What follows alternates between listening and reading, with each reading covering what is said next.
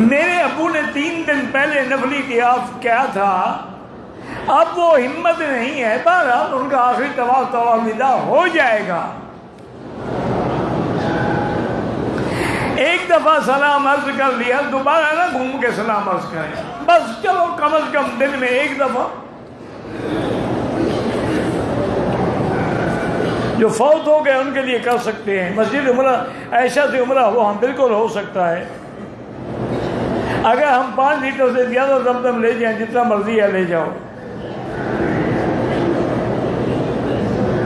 لوگ کہتے ہیں کہ چاول حضور کے پسینے سے نکلے ہیں، نعوذ باللہ۔ حضور پاک نے 11 شادیاں کی، لیکن آپ کے گھر میں 9 رہی۔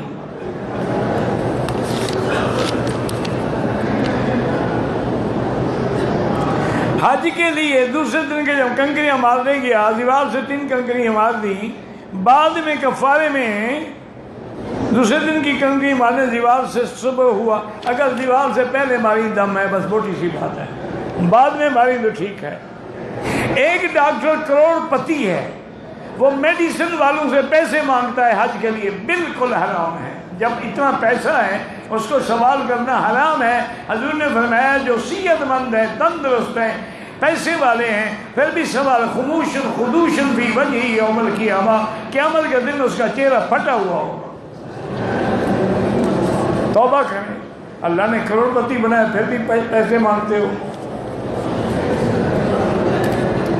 اب تو جی اللہ ہدایت دے، پہلے ڈاکٹر مسیحا ہوتے تھے، اب تو قصاب ہیں۔ اب تو آپریشن تھیٹر میں لے جانے کے بعد کہتے ہیں پہلے پیسے رکھو چاہے بندہ مر جائے۔ ہمارے یہاں ایک ڈاکٹر تھے، میں نام نہیں لیتا، مر گیا بیچارہ، وہ برین کا یعنی ورلڈ فیمس ڈاکٹر تھا، دنیا کا مانا ہوا، لیکن لالچی اتنا تھا کہ پہلے پیسے رکھو پھر آپریشن تھیٹر میں جاتا تھا۔ اچھا اللہ کی شان ہے کہ اس کے بیٹے کا ایکسیڈنٹ ہو گیا، اس کو آپریشن تھیٹر میں لائے، اس کو یہ تو اطلاع نہیں دی گئی کہ کون ہے۔ بعد میں کہا جی ایسے کوئی حادثہ ہوا، انہوں نے کہا پہلے پیسے رکھو، وہ اسی پیسے میں لڑتا رہا، بیٹا اندر مر گیا۔ جب اندر گیا پھر رونے لگ گیا، پھر رونے کا کیا فائدہ بھائی؟ میرے خاوند تبلیغ کے لیے جاتے ہیں، وہ اپنی بیوی کو بھی کہتی ہیں کہ تم بھی چلو عورتوں کو تبلیغ کرو۔ نہیں، ان کو چاہیے بیوی کو فلم میں لے جائیں، تبلیغ پہ کیوں لے جاتے ہیں؟ کسی کلب میں لے جائیں۔ بڑی بے وقوفی کرتے ہیں، دین کی تبلیغ کے لیے کہتے ہیں۔ عورتیں کیوں تبلیغ نہیں کر سکتی؟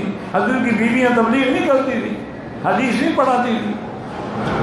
شوگر کا نسخہ یہ ہے کہ روٹی کم کھایا کریں اور پیدل زیادہ چلا کریں، بالکل ٹھیک ہو جائیں۔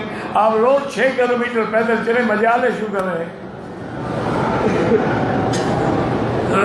آپ تو کہتے نہیں، کھاتے بھی رہیں حلوہ شریف، پھر تو شوگر شریف ہو تو ہوگی۔ قبر میں جو بات پڑے گی وہ الگ ہے۔ ہمارے دوست تھے، فوت ہو گئے، حضرت مولانا عبدالستار توصیف، دوست کیا تھے، ہمارے لیے بزرگ تھے۔ وہ جب بھی آتے نا حج پہ یا عمرے پہ میرے ساتھ میرے پاس قیام فرماتے تھے۔ وہ کہتے تھے مولوی صاحب، مکی صاحب، ہمارے مولویوں کو پتہ نہیں قیامت میں کتنی سزا ملے گی کہ صحابہ نے پتھر کھا کے بھی حق پہنچایا، ہم نے حلوہ کھا کے بھی نہ پہنچایا، ہم خدا کو کیا جواب دیں گے؟